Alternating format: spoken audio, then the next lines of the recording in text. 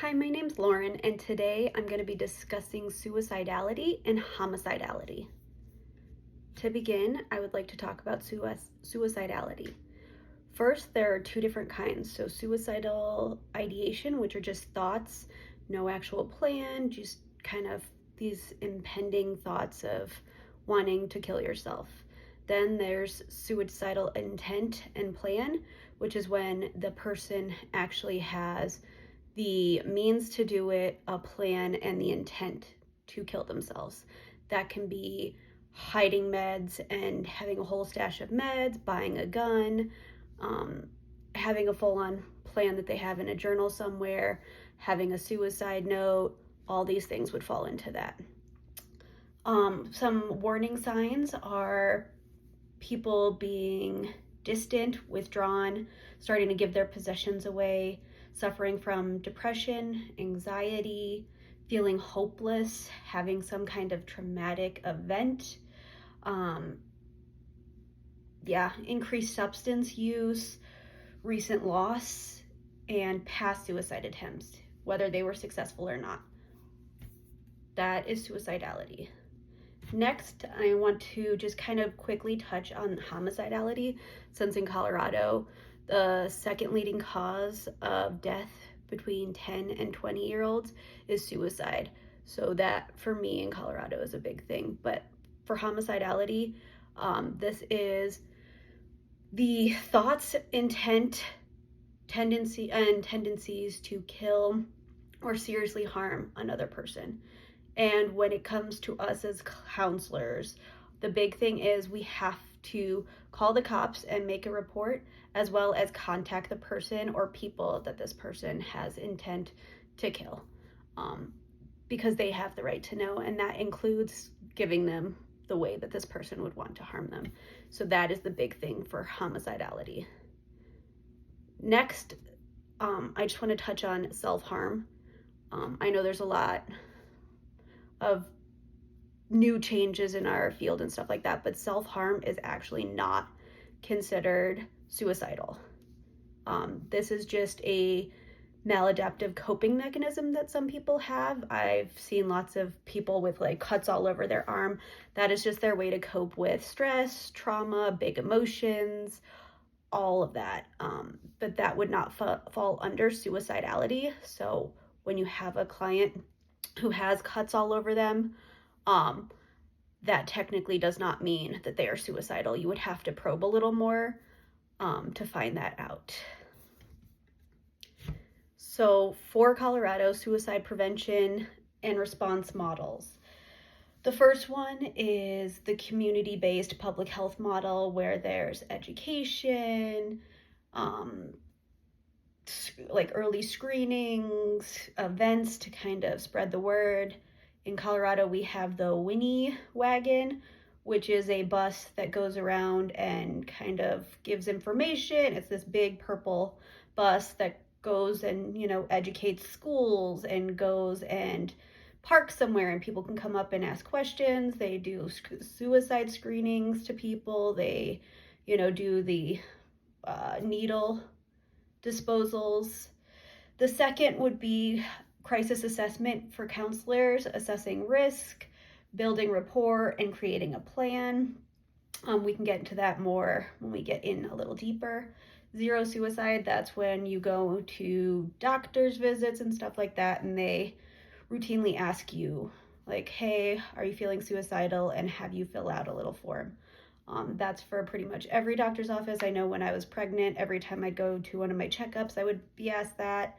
When I go to the doctor, they always ask me or make me fill out a screening. I know hospitals in Colorado, you always get a suicide screening if you are 10 years old and older. And then trainings. There's lots of trainings and stuff that the government in Colorado has. People do. A lot of government workers and hospital facilities are trained a lot. All right, so to get down to specifics for suicide prevention in Colorado, the 4 things that I think are really cool that we do, that I don't know if other places do, but I really appreciate that Colorado does. So around 2018, Governor Polis is a huge advocate for mental health, especially in teens. He initiated the Family First model, which is where they gave a lot of parents of teenagers resources and how to spot signs and educated them, so that the first response for suicide prevention was making parents aware of the signs and symptoms, kind of just bringing it to the parents' attention that suicide is very prevalent and a lot of teens struggle from it. So, giving them the resources as well of like, hey, I think my teen's feeling suicidal or having these tendencies. Where do I go? Who do I contact? So it was this huge initiative to kind of help right in home. They gave webinars, education sessions to parents, education through schools for parents. That was a big push around that time because in 2017 to 2018, the rate of suicide in Colorado went up by 25%. Then another big push is in schools.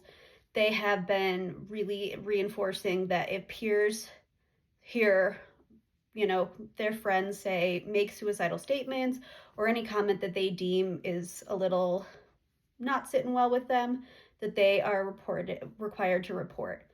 I work with teens of suicide, and this means they contact the Safe to Tell line and say, hey, my friend made this comment. And then the Safe to Tell line will call cops if they deem necessary and have the cops come and do a well visit check and kind of check in.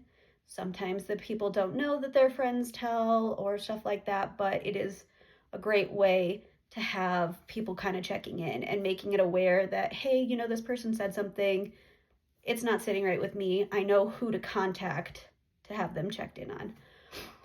Another great thing that Polis did was the I Matter initiative, which is where any student in Colorado automatically gets 6 sessions of therapy for free.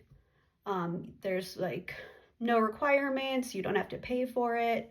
You just kind of say, hey, I need therapy, or I need a, therapy session, and they get to.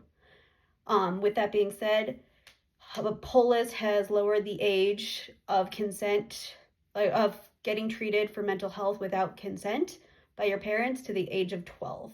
So that means any kid 12 and older can go and seek mental health therapy without needing your parents to sign off. And the counselor can see them. All right, so I've kind of mentioned a few of these. So the Colorado suicide stats, between 10 to 20, it's the second leading cause of death in Colorado for them. We are the top 10 in nation for suicide, or we're among the top 10. I think we're actually number 3, and maybe even higher for teen suicides. We might be 1 or 2. Even though we have lots of resources, Polis has been doing a lot of things to try to do suicide prevention and stuff like that, but our numbers are just very high. So community-based wise, they have the Office of Behavioral Health Strategies. It's a community-based organization, or it's a government-based organization that does amazing community outreaches.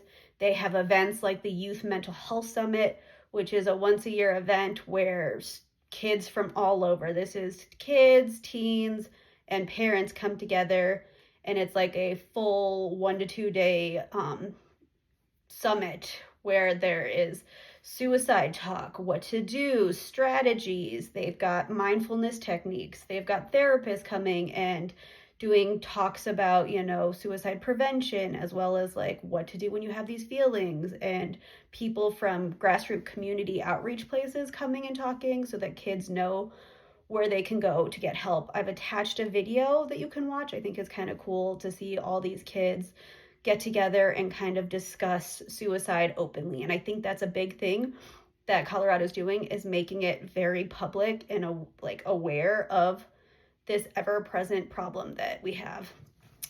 So kids are openly talking about it in schools.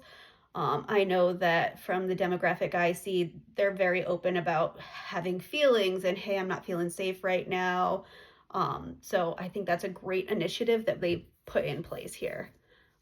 They also have this roadmap to wellness where they have a 5-year plan for all these mental health things. like getting more in-school counselors that deal with suicide. Yeah, just like 5 or 6 different branches of the, or